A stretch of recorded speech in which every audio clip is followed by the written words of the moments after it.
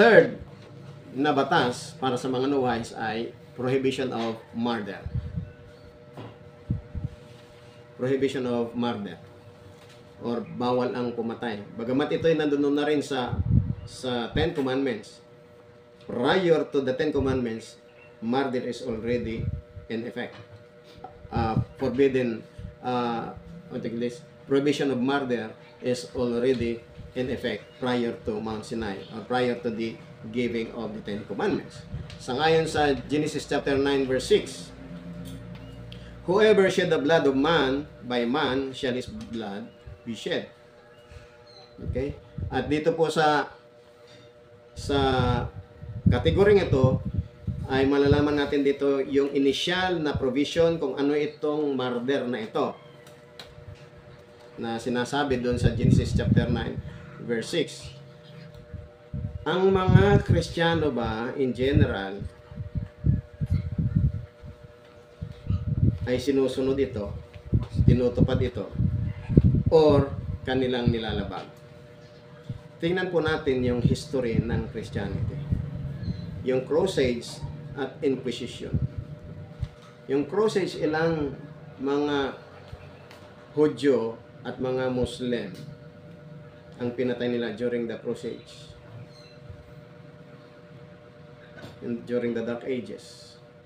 During the Inquisition, yung Inquisition, yung legal na batas para patayin yung mga Hudyo sa Spain, sa Portugal, sa France, sa Europe.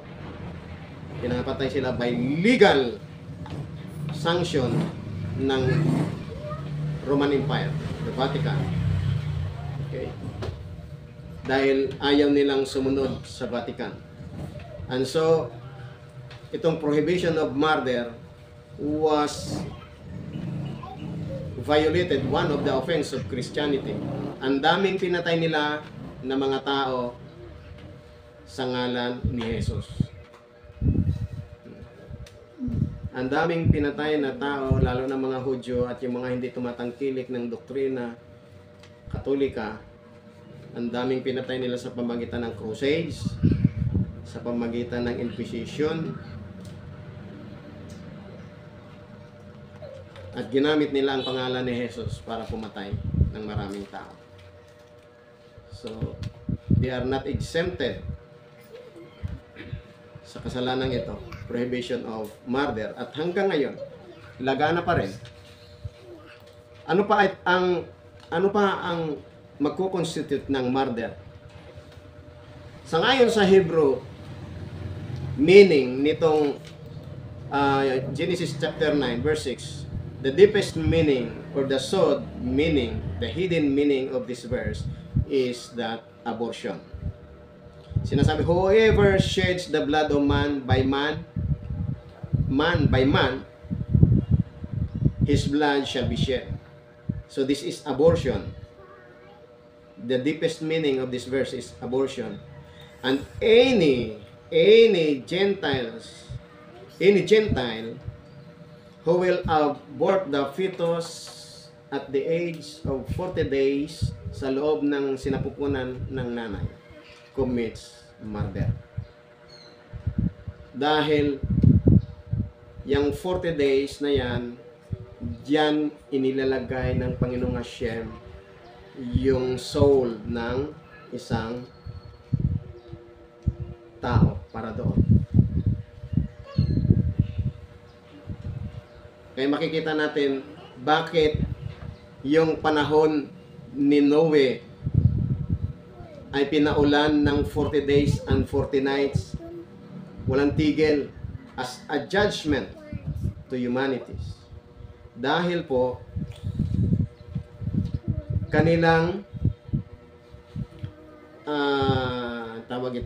kanilang idinamay ang Panginoong Hashem sa kanilang kasalanan doon sa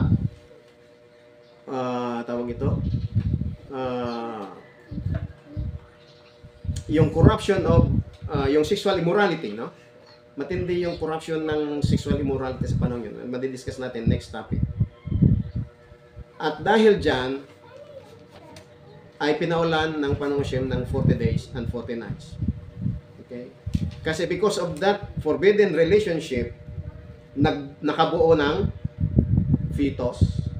And then Hashem is obligated to give a soul doon sa fetus na yan. Okay?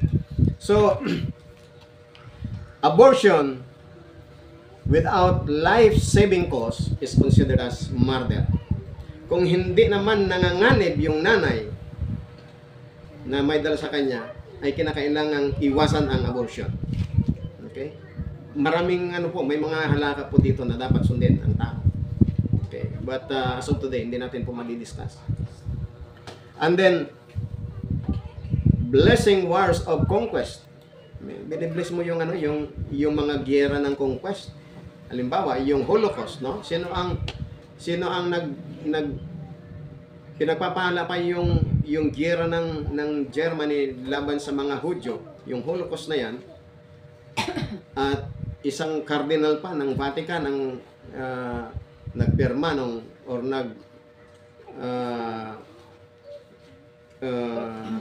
nag-compose ng concordat ni Hitler.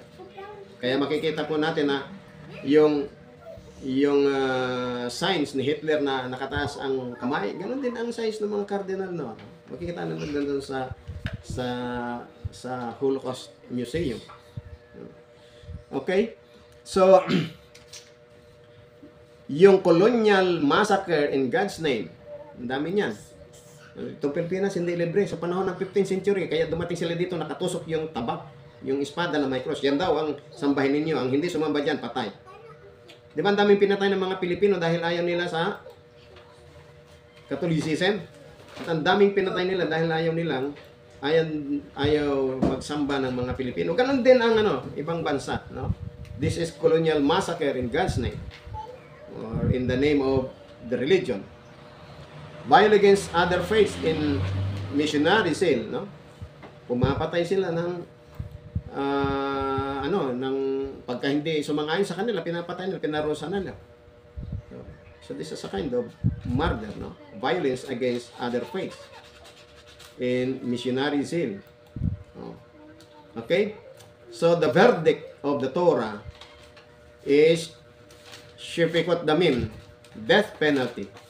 And source natin, Masikit Sanhedrin 57a. A Gentile is executed for bloodshed. The same thing with Genesis chapter 9, verse 6. Okay.